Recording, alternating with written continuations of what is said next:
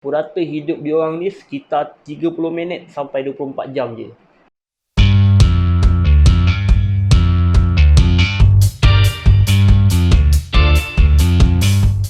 Assalamualaikum guys, berjumpa lagi kita dalam channel aku ini dan juga Facebook page aku ini, Fikri Yahya Media.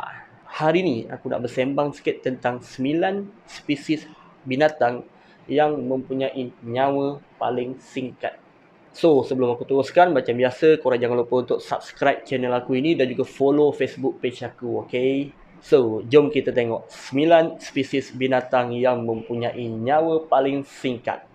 Nombor 9, mosquito fish. Mosquito fish ni ialah sejenis ikan air tawar yang mempunyai purata hidup selama 1.5 tahun. Paling lama pun dia orang boleh hidup adalah sekitar 3 tahun macam itulah. Ikan ni dipanggil mosquito fish sebab diorang menjadikan larva nyamuk sebagai makanan utama diorang. Ikan betina spesies mosquito fish ni diorang akan ambil masa selama 30 hari je untuk matang, manakala ikan jantan diorang akan ambil masa selama 60 hari. Nombor 8, tikus rumah. Tikus rumah ni adalah binatang yang paling banyak ada kat dunia ni.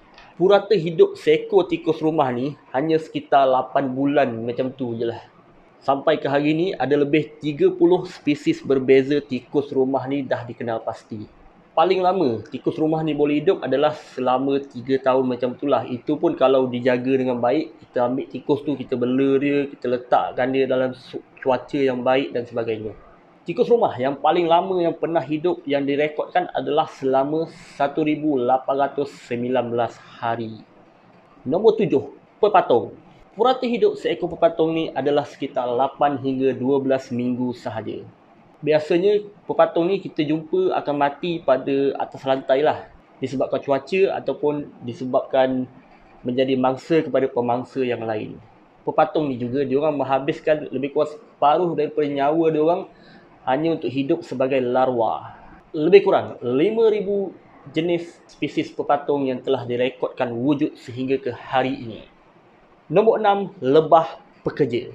Lebah pekerja ni biasanya adalah lebah betina dan diorang ni tak ada proses perbiakan yang baik macam ratu lebah. Lebah pekerja ni boleh hidup sekitar 8 minggu macam tu je lah. Itu pun bergantung kepada cuaca. Diorang ni tak macam ratu lebah. Ratu lebah dikatakan boleh hidup sampai 5 tahun lamanya. Nombor 5, kupu-kupu monash. Kupu-kupu monash ni adalah salah satu spesies kupu-kupu yang paling cantik di dunia. Tapi malangnya, jangka hayat seekor kupu-kupu monash ni hanya boleh bertahan sampai 6 minggu je macam tu. Kupu-kupu ni paling terkenal dekat Amerika Utara sana tu. Sampai ada orang memberi gelaran kepada kupu-kupu ni sebagai raja kupu-kupu. Walaupun hidup diorang ni pendek, diorang ni boleh terbang beribu-ribu kilometer jauhnya. Kalau diorang terbang pada arah yang betul masa diorang nak migrate tu. Nombor 4, lalat rumah. Lalat rumah ni adalah spesies lalat yang biasa kita jumpa kat rumah ni. Dan diorang ni dah wujud beribu-ribu tahun dulu dah. Tapi purata jangka hidup lalat rumah ni pendek je. Hanya sekitar 4 minggu macam tu je. Seekor lalat betina, diorang boleh hasilkan lebih 100 biji telur pada satu-satu masa. Panjang hayat seekor lalat betina ni, diorang boleh hasilkan lebih 500 biji telur. So, no wonder lah diorang ni dah wujud beribu-ribu tahun lama dulu. Nombor 3, semut terbang. Semut terbang ni, jangka hayat dia dalam 3 minggu macam tu je. Dan semut terbang ni adalah semua jantan je. Diorang ni nampak macam lebih kurang penyengat lah sebab diorang ada sayap. Semut ni pun ada ratu dia juga. Ratu semut ni yang mengawal satu koloni semut ni dikatakan boleh hidup selama 30 tahun macam tu. Semua semut pekerja dan semut tentera dalam koloni ni tadi semua terdiri daripada semut betina.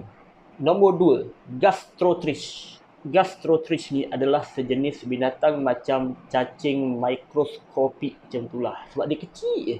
Binatang ni banyak dijumpai di area air tawar dan juga laut. Saiz dia memang kecil, panjang dia lebih kurang 3mm macam tu je. Purata hidup seekor binatang ni hanya selama lebih kurang 3 hari macam tu je.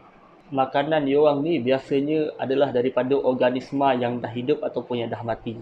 Walaupun kecil, tapi binatang ni dikatakan ada struktur tubuh badan yang asas tau. Macam kepala, otak usus, organ reproduktif dan deria. Nombor 1, mayfly. Mayfly inilah binatang yang ada jangka hayat yang paling singkat, iaitu selama 24 jam sahaja.